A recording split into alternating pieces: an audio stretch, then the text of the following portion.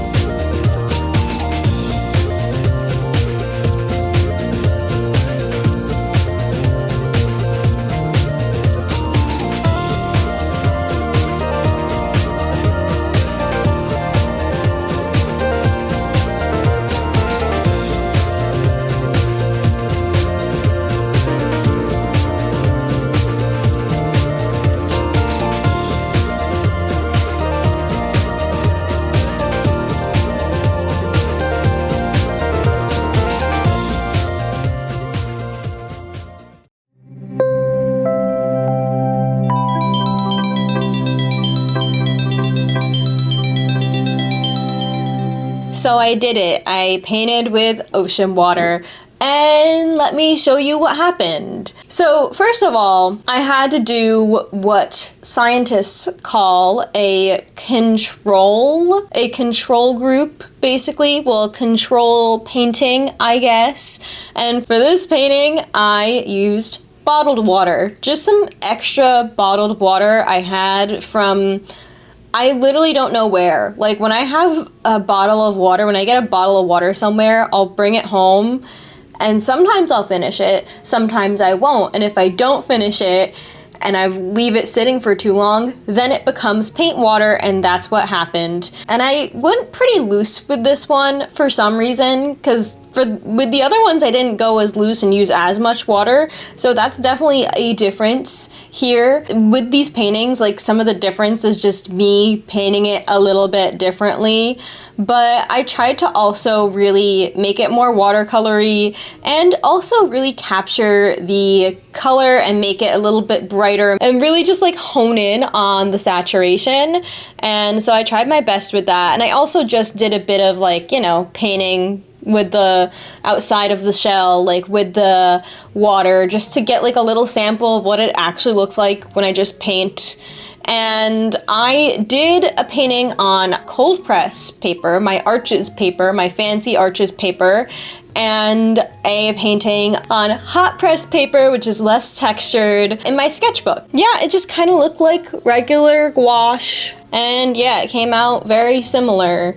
Well, kind of similar. A little bit less red, a little bit more yellow, orangey toned, but that's just kind of, you know, every time I paint something, it's a little bit different. I'm not a machine. I'm not a printing press. So yeah, and then I also kind of just did a sample of what it looked like, what the paint looked like with the water. It looked like normal gouache watercolor paint.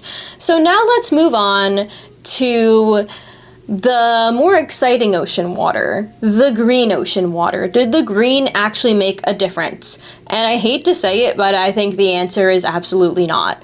And I kind of expected that, because here's the thing with the green toned ocean water. The green dye is meant to basically fade in the sun. So it's not something that's permanent. It's not something that is going to really show up in a painting like this. The green ocean water that I have remaining actually isn't green anymore, because the green has faded in the sunlight, because that's what was always supposed to happen. But what I did notice was when I was doing a little bit of the just painting with the paint, just like with a color, just to see how the water affects it in my sketchbook, it did kind of look a little bit more textured.